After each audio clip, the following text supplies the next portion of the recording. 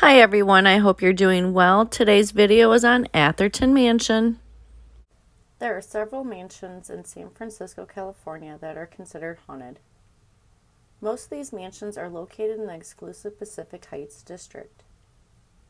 They all have interesting histories connected to them, but the mansion that has the most fascinating story is the Atherton Mansion, located at the corner of Octavia and California streets. This mansion is considered haunted even today. A very bitter lady by the name of Dominga Degani built the Atherton Mansion after her husband died.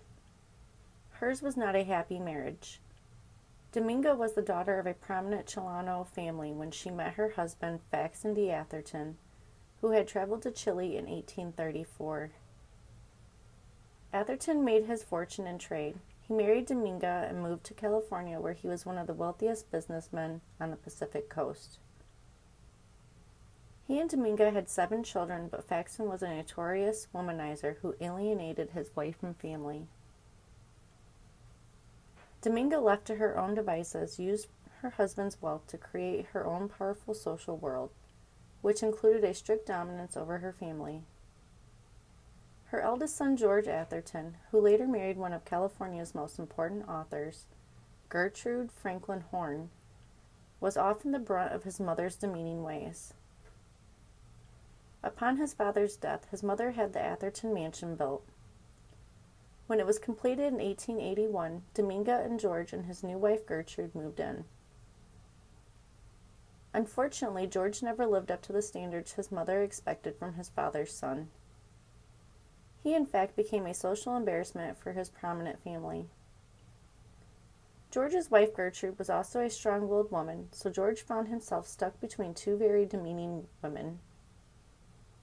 His manhood was challenged on a regular basis. Finally fed up, George in 1887 accepted an invitation to sail to Chile. He stated to his wife and mother he was going to visit friends, but he actually hoped that he might follow in his father's footsteps so that he could prove his worth once and for all. But the trip proved to be disastrous. George developed kidney problems during the voyage and died. The ship's captain preserved George's remains by storing his body in a barrel of rum, which was shipped back to the Atherton household several weeks later. No note arrived with the casket of rum, so the family butler assumed it was just rum. He and the rest of the household received a nasty shock when the cask was opened to reveal the body of his former master. George's body was dried out and buried, but his spirit, it seems, has never rested peacefully. Shortly after his burial, the 2 women that had plagued him in life started to have very unnerving experiences. Both Dominga and Gertrude reported being awakened in the middle of the night by loud knocks upon their bedroom doors. Even more unsettling, both ladies described a very cold, menacing presence that seemed to lurk in their rooms. The activity became so pronounced that Dominga decided to move out of the Atherton Mansion. She sold it shortly afterwards.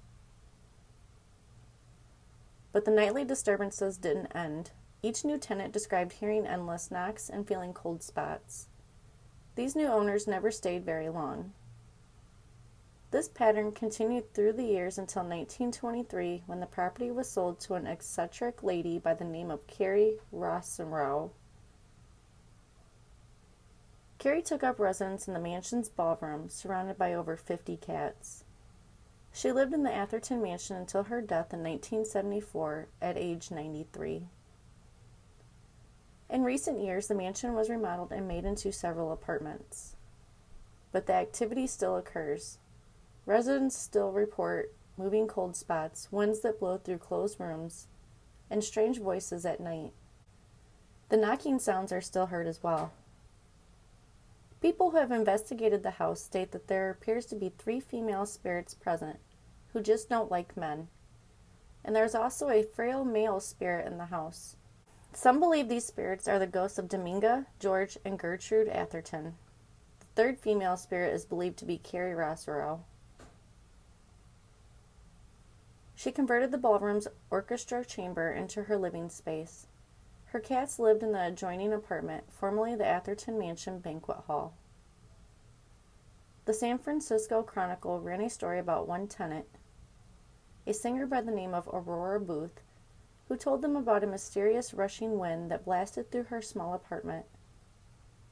Another tenant, Jerry Landewig, a dental assistant, claimed that a loud rapping would disturb her as she tried to sleep.